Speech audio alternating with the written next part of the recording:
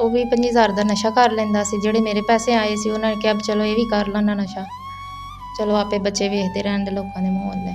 3 ਬੱਚੀਆਂ ਮੇਰੇ ਕੋਲ ਨੇ, 2 ਵੱਡੀਆਂ ਨੇ ਤੇ ਇੱਕ ਛੋਟੀ। ਇੱਕ ਹੈਗੀ 12 ਸਾਲ ਦੀ, ਇੱਕ 10 ਸਾਲ ਦੀ, ਇੱਕ 5 ਸਾਲ ਦੀ। ਤੇ ਬੱਚਾ ਲੈ ਕੇ ਚਲਾ ਗਿਆ ਉਹ, ਤੇ ਪਤਾ ਨਹੀਂ ਹੁਣ ਕਿੱਧਰ ਗਿਆ ਬੱਚੇ ਨੂੰ ਲੈ ਕੇ। ਸਾਡੇ ਕੋਲ ਖਾਣ ਦੇ ਪੈਸੇ ਨਹੀਂ ਗਏ, ਅਸੀਂ ਮਸ਼ੀਨਾਂ ਕਿੱਥੋਂ ਲੈਣੀਆਂ ਨੇ, ਤੇ ਘਰਾਂ ਦੇ ਵਿੱਚ ਕੰਮ ਅੱਜ ਕੱਲ੍ਹ ਕੋਈ ਰੱਖ ਹੀ ਨਹੀਂ ਰਿਹਾ। ਪਾਕਿਸਤਾਨ 'ਚ ਮਹਿੰਗਾਈ ਇੰਨੀ ਹੋਈ ਪਈ ਹੈ ਕਿ ਗਰੀਬ ਬੰਦਾ ਕੀ ਕਰੇ। ਹਾਂਜੀ, ਸ਼ੌਕ ਤਾਂ ਬਹੁਤ ਹੈਗਾ ਬੱਚਿਆਂ ਨੂੰ ਪੜ੍ਹਾਉਣ ਦਾ। ਕੀ ਬਣਨ ਦਾ ਸ਼ੌਕ ਹੈ? ਵੱਡੀ ਕਹਿੰਦੀ ਮੈਂ ਡਾਕਟਰ ਬਣਨਾ, ਛੋਟੀ ਕਹਿੰਦੀ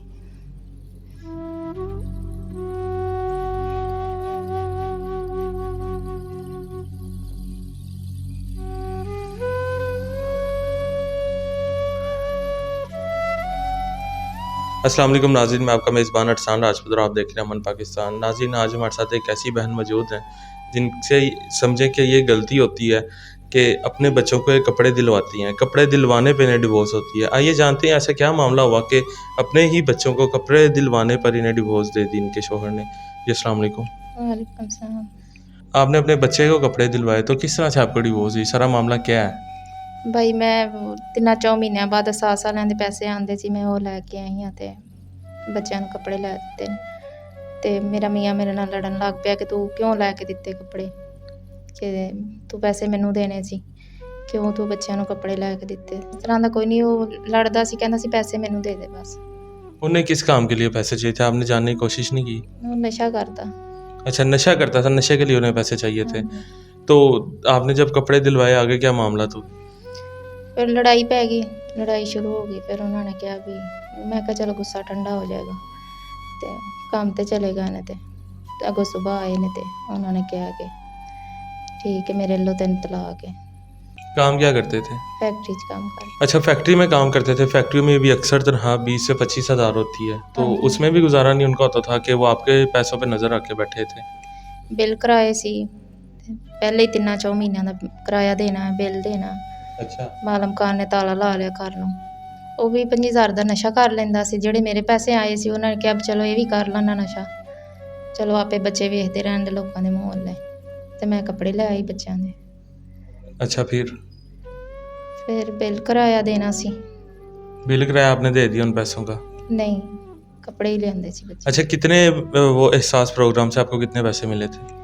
9,000 रुपया। अच्छा, 9,000 की खातिर आपके शौहर ने आपको तलाक दे दी। हाँ जी। तो कितने बच्चे हैं आपके? 3 ਬੱਚੀਆਂ ਮੇਰੇ ਕੋਲ ਨੇ, 2 ਵੱਡੀਆਂ ਨੇ ਤੇ ਇੱਕ ਛੋਟੀ। ਇੱਕ ਹੈਗੀ 12 ਸਾਲ ਦੀ, ਇੱਕ 10 ਸਾਲ ਦੀ, ਇੱਕ 5 ਸਾਲ ਦੀ। ਤੇ ਬੱਚਾ ਲੈ ਕੇ ਚਲਾ ਗਿਆ ਉਹ, ਤੇ ਪਤਾ ਨਹੀਂ ਹੁਣ ਕਿੱਧਰ ਗਿਆ ਬੱਚੇ ਨੂੰ ਲੈ ਕੇ। तो आप अभी किस जगह पे रह रही हैं? मैं अपनी दोस्त घर ही रह रही हूँ। जब वो छोड़ के गया है तब वो किराया वगैरह सारा पूरा कर गया था? नहीं, ਉੱਥੇ ਹੀ ਰਹਿ ਰਹੇ ਹਾਂ ਜਿੱਥੇ ਛੱਡ ਕੇ ਗਿਆ ਵੇ। ਉਹ ਕਿਰਾਇਆ ਦੇਣਾ है, उन्होंने ताला ला लिया। मैं अपनी दोस्त घर ਹੁਣ रह रही हूँ। अच्छा, कितने माह का किराया आपका वहाँ पे अभी पेंडिंग है? है कोई 3-4 ਮਹੀਨਿਆਂ ਦਾ। और उसके अलावा टोटल 3-4 माह का किराया है, उसके अलावा कोई कर्ज वगैरह तो नहीं आपने लिया हुआ? नहीं, कर्ज नहीं लेता, किराया ही देना बस। शोहर तो आपको छोड़ के चला गया सिर्फ 9,000 की खातिर। उसे ज़रा ख्याल नहीं आया कि मेरे बच्चे हैं, मेरी बीवी है, तो बाकी ज़िंदगी किस तरह से गुजारेंगे, या किसी और औरत के पीछे वो है था? हाँ जी, इस तरह ही कुछ शक पैंदा किसी और औरत पीछे ही सी। तो आपने उसके माँ बाप से, उसके बहन भाई से रब्ता करने की कोशिश नहीं की कि आपके भाई ने, आपके बेटे ने मेरे साथ ये काम किया है, 9,000 की खातिर बच्चों को छोड़ गया, मुझे छोड़ गया? ना तो ਉਹਦਾ ਹੀ ਮਾਂ ਪਿਓ ਹੈਗਾ ਤੇ ਨਾ ਮੇਰਾ ਹੀ ਹੈਗਾ। तो कोई बहन भाई रिश्तेदार वगैरह कोई नहीं है? ਰਿਸ਼ਤੇਦਾਰ ਵੀ ਉਹਨੂੰ ਸਹੀ ਸਮਝਦੇ ਸੀ, ਉਹਨਾਂ ਨਾਲ ਵੀ ਇਹਨੇ ਗਵਾਹੀ ਹੋਈ ਸੀ, नहीं बोलता ਸੀ। तो मालिक मकान ने आपको मोहलत नहीं दी कि आप कोई 2-4 महीने और रह लें वहाँ पे, ताकि कोई काम वगैरह ढूंढ के काम करें और उसके पैसे वापस कर दें? ਬਾਈ ਉਹ ਕਿੰਨਾ ਕੁ ਸਬਰ ਕਰਦੇ। ਉਹਨਾਂ ਨੇ 3-4 ਮਹੀਨਿਆਂ ਦਾ ਪਹਿਲਾਂ ਹੀ ਕਿਰਾਇਆ ਬਰਦਾਸ਼ਤ ਕੀਤਾ ਸੀ। ਫਿਰ ਉਹਨਾਂ ਨੂੰ ਬਿੱਲ ਦੇਣਾ ਸੀ, ਉਹ ਆਪਣੇ ਪੱਲੋਂ ਭਰਦੇ ਰਹੇ ਨੇ। ਤੇ ਫਿਰ ਕਿ ਜਿਹੜਾ ਸਮਾਨ ਹੈਗਾ ਸੀ ਥੋੜ੍ਹਾ ਬਹੁਤਾ ਉਹ ਲੈ ਗਿਆ ਵੇ, ਤੇ ਕੁਛ ਥੋੜ੍ਹਾ ਜਿਹਾ ਛੱਡ ਗਿਆ ਵੇ। ਉਹ ਤਾਲਾ ਲਾ ਲਿਆ ਉਹਨਾਂ ਨੇ। ਉਹਨਾਂ ਨੇ ਕਿਹਾ ਵੀ ਸਾਨੂੰ ਕਿਰਾਇਆ ਦਿਓ, ਬਿੱਲ ਦਿਓ, ਤੇ ਫਿਰ ਆਪਣਾ ਸਮਾਨ ਵੀ ਜਿਹੜਾ ਤੁਹਾਡਾ ਹੈਗਾ ਥੋੜ੍ਹਾ ਬਹੁਤਾ ਲੈ ਲੈਣਾ। तो अभी आप क्या चाहती हैं आगे? कोई काम वगैरह आपने, औरतें होती हैं घरों में, किसी घरों में काम कर लेती हैं, कोई सिलाई का काम कर लेती हैं, कोई ऐसा काम नहीं?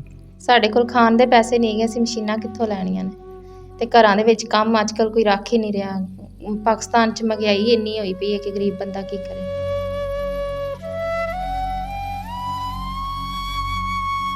कितने कपड़े ले दिए थे अपने बच्चों को कोई 10-10 तो जोड़े आगे होंगे जो कि आपके मियाँ देख के उन्हें तलाक दे दी कि ये इतने ज़्यादा कपड़े ले आई है। नहीं, एक एक सूट आया सी भाई बच्चों में। आपके मियाँ ने ज़रा भी तर्स नहीं किया, ज़रा भी एहसास नहीं किया, छोटे-छोटे बच्चे हैं, तो बेटियाँ आपको दे के चला गया, बेटा वाहिद सहारा था आपका जो आपको आगे कमा के खिलाता या आपका सहारा बनता। तो आगे आपने किस तरह से क्या अपनी ज़िंदगी के बारे में सोचा है? किस तरह से बाकी ज़िंदगी गुज़ारेंगी? मैं काम करके कोई ਲੱਭਦੀ ਫਿਰਨੇ ਕੰਮ ਜੇ ਲੱਭ ਗਿਆ ਤੇ ਮੈਂ ਆਪਣੇ ਬੱਚਿਆਂ ਦਾ ਪੇਟ ਪਾਲ ਲਾਂਗੀ ਕੰਮ ਕਰਕੇ। ਅੱਛਾ ਸਾਡੇ ਮੁਹੱਈਰ ਹਜ਼ਰਾਤ ਵੇਖ ਰਹੇ ਨੇ ਤੁਹਾਨੂੰ ਤੇ ਅਗਰ ਤੁਹਾਡੀ ਕੋਈ ਹੈਲਪ ਵਗੈਰਾ ਕਰਦਾ ਤੁਸੀਂ ਕੱਪੜੇ ਵਗੈਰਾ ਸਿਲਾਈ ਕਰ ਲੈਂਦੇ ਹੋ?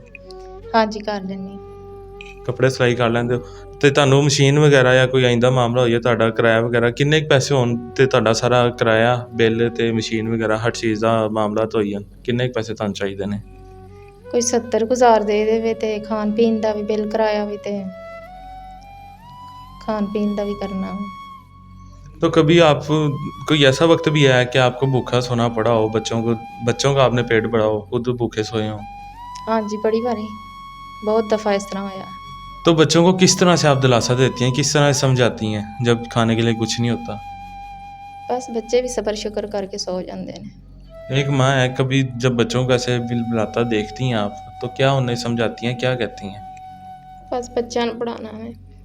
ਬੱਚਿਆਂ ਦੀ ਕਦੀ ਉਹਨਾਂ ਨੇ ਖੁਆਇਸ਼ ਦਾ ਇਜ਼ਹਾਰ ਨਹੀਂ ਕੀਤਾ ਕਿ ਅਸੀਂ ਇਹ ਬਣਨਾ ਚਾਹੁੰਦੇ ਹਾਂ ਜਾਂ ਬੇਟੀਆਂ ਨੇ ਜਾਂ ਡਾਕਟਰ ਬਣਨਾ ਚਾਹੁੰਦੇ ਹਾਂ ਜਾਂ ਕੋਈ ਟੀਚਰ ਬਣਨਾ ਚਾਹੁੰਦੇ ਕੋਈ ਉਹਨਾਂ ਨੇ ਖੁਆਇਸ਼ ਦਾ ਇਜ਼ਹਾਰ ਨਹੀਂ ਕੀਤਾ ਕਦੀ?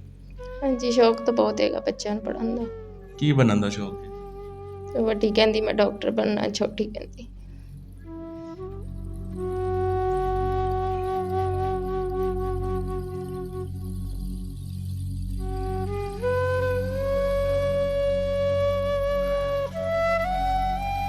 जी तो नाज़रीन आपने बहन की कहानी सुनी वो इमोशनल हो गई हैं इस वजह से वो आगे बात नहीं कर पा रही और आगे हम उनसे कुछ और सवाल करेंगे भी नहीं। आपने सारी उनकी कहानी सुनी अभी भी वो रो रही हैं।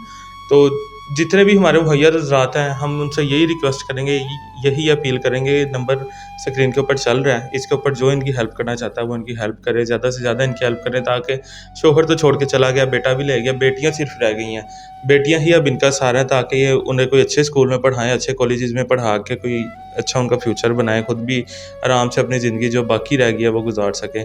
जितने मुहैया हज़रात हैं उनसे ये रिक्वेस्ट है जितनी हो सके इनकी हेल्प करें और इन्हें तंग ना करें जो भी सीरियस लोग इनसे रब्ता करें और इनकी मदद करें जो किराया वगैरह वो इनके सर से उतर जाए।